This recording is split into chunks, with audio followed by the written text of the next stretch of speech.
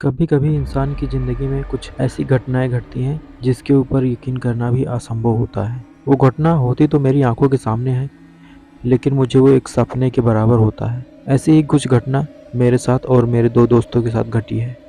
तो चलिए इस कहानी की तरफ चलते हैं। एक बार की बात है, मैं अपने दो दोस्तों के साथ घूमने के लिए गांव से बाहर एक बड़ी नहर है, उसी नहर पर हम तीन लोग जाते हैं। नवंबर का महीना था। उस हल्की सर्द भरी रात में मध्यम मध्यम चलती उन सर्द हवाओं ने हर जगह को रोमांटिक माहौल में बदल रही थी। अक्सर ठंडी के दिनों में गांव के लोग बहुत जल्दी सो जाया करते थे। 8 बजते ही ऐसा लगता था जैसे गांव में कोई नहीं है, पूरा गांव सन्नाटे से भरा हुआ होता है। ऐसे ही एक दिन मैं तीन दोस्त अपने घर के बरामदे में बैठकर हाथ को सेक रहे थे। उस दिन काफ़ी ठंडी थी और बाहर मौसम साफ था, लेकिन कुछ ठंडी हवाएं चल रही थी। तभी उसमें से मेरे एक दोस्त ने कहा, भाई चलो ना, चलते हैं गांव के बाहर, थोड़ा घूम कर आते हैं और इसी बहाने थोड़ा सुट्टा भी मार लेते हैं। ये बात मेरे समझ में भी आ गई और मैंने दोनों दोस्तों के साथ गांव से बाहर निकल पड़ा। उस समय मेरे पास कोई काम नहीं था। सारा दिन खाली बैठना, फिर शाम को सो जाना, फिर सुबह उठना, ऐसे डेली का रूटीन था। तो मैंने कहा चलो दोस्तों के साथ कुछ टाइम पास ही हो जाता है। हम तीन लोग आपस में बात करते हुए उस दिन लगभग 8:30 बजे अपने घर से गांव से बाहर की ओर बात करते हुए निकल गए। गांव के बाहर एक बड़ी नहर थी। मेरे दोस्त उन बड़ी नहर के ऊपर बनी दीवार के ऊपर बैठ गए और सुट्टा जलाने लगे। उस समय बड़ी नहर में बहुत जोरों का पानी बह रहा था। उस अंधेरे और सन्नाटे भरी रात में नहर से बहते हुए पानी की आवाज़ दूर दूर तक सुनाई पड़ रही थी और उसके सिवा वहाँ कोई और आवाज़ नहीं थी। हम तीन दोस्त नहर के पुल के ऊपर बैठकर सुट्टा मारते हुए अपने फ्यूचर और सपनों के बारे में बातें कर रहे थे।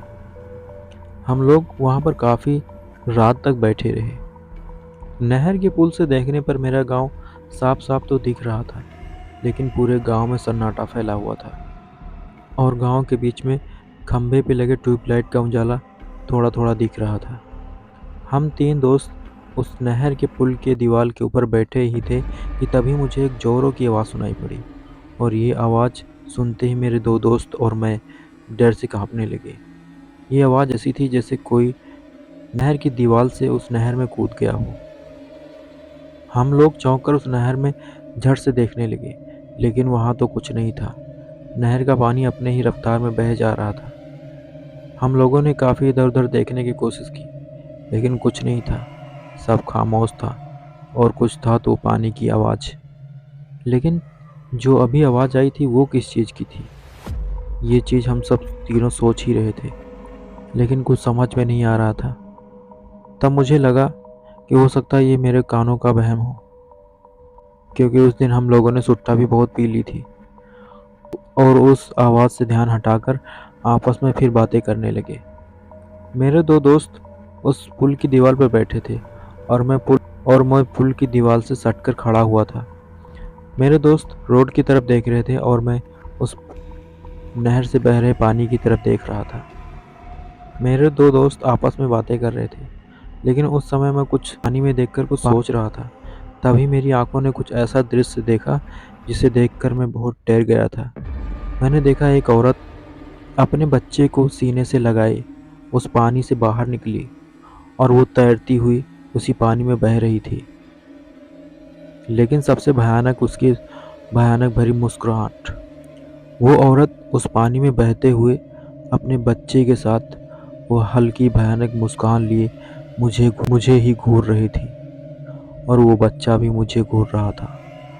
ये देखकर मैं बहुत ज़ोर से डर गया और मैंने झट से अपने दोस्तों को ये बताया। जब मेरे दोस्तों ने उस नहर में देखा तो वो औरत अचानक से गायब हो गई थी।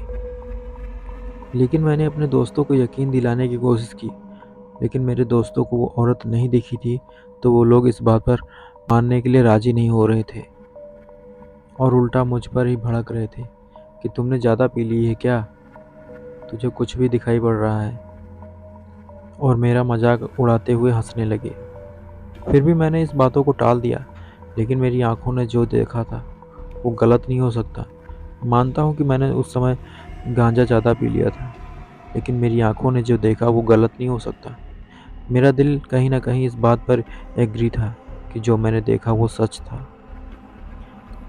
लेकिन फिर भी मैंने उस बात को ज़्यादा बढ़ाते हुए वहीं पर रोक देता हूँ और उधर ही पानी की तरफ देखता रहता हूँ। लेकिन एक बात मेरे दोस्तों ने भी नोट की थी। जब से उस पानी में कूदने की आवाज़ हम तीनों को सुनाई पड़ी थी, तब से गाँव से लगातार कुत्तों के भौंकने की आवाज़ें आ रही थी। ऐसा लग रहा था कि गाँव के सारे कुत्ते इस पुल की तरफ को अपना मुँह करके भौंक रहे हैं। लेकिन हम लोगों ने इस बात पर ज़्यादा ध्यान नहीं दिया। मेरे दोस्त मेरी हँसी ठिठोली उड़ा ही रहे थे कि तभी अचानक से उनके लोगों की आवाज़ें बंद हो जाती हैं। जब 1 मिनट तक उन लोगों की कोई आवाज़ नहीं आती, तो मैं उनकी तरफ अपना सिर घुमा के देखता हूँ। वो दोनों मेरे दोस्त एकदम डरे हुए थे और उनके मुँह से कोई आवाज़ नहीं निकल रही थी। जब मैंने पूछा कि अब क्या हुआ? तुम लोग खामोश क्यों हो गए? तो उसमें से मेरे एक दोस्त ने हिचकिचाते हुए उसने मुझे पीछे देखने के लिए कहा। उसके उसके चेहरे पे साफ-साफ डर झलक रहा था और इस डर को देखकर मेरे मन में हँसी छूट पड़ी कि आखिर इसने क्या देख लिया जो इतना डरा-सा हुआ है। मैंने अपने पीछे मुड़कर देखा तो पुल की दूसरी वाली दीवार पर एक औरत और एक बच्चा उस पुल की दीवार से लटके हुए हम तीनों लोगों को ही घूर रहे थे। और ये औरत और बच्चा और कोई नहीं, वही था जिसको मैंने पानी में तैरते हुए देखा था। उस औरत और बच्चे की आंखें एकदम सफ़ेद पड़ चुकी थी, चेहरा एकदम वाइट पड़ चुका था। ऐसा लग रहा था कि जैसे कोई इंसान नहीं, ये मुर्दा है।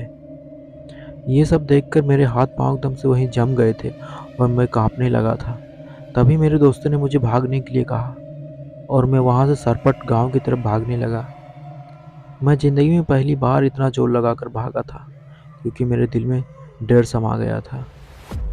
दौड़ते-दौड़ते जब मैं गांव के पास पहुंचा, तो वहां से मुड़कर जब मैंने पुल की तरफ देखा, मैंने देखा एक औरत एक बच्चा उस पुल की दीवार पर खड़े होकर हम इन लोगों की तरफ देख रहे थे। फिर हम और मेरे दोस्त घर वापस आ गए। लेकिन आज तक पता नहीं चला कि आखिर वो औरत और बच्चा मुझसे कहना क्या चाहते थे। ये पहली बार नहीं था कि जब हम दोस्तों ने उस पुल पर जाकर बैठे थे। हम लोग इससे भी पहले कई बार वहाँ पर जाकर बैठे थे और सुट्टा भी पिया था। लेकिन 8 बजे और 9 बजे से पहले-पहले हम वो लोग वहाँ से चले आते थे। लेकिन ये हादसा आज मेरे साथ पहली बार हुआ था, जिसके बाद मैं बहुत डर गया हूँ और अब मैं रात होते ही उस पुल की तरफ कभी नहीं जाता हूँ। लेकिन उस औरत के पीछे का क्या राज है, वो आज तक राज ही रह गया है।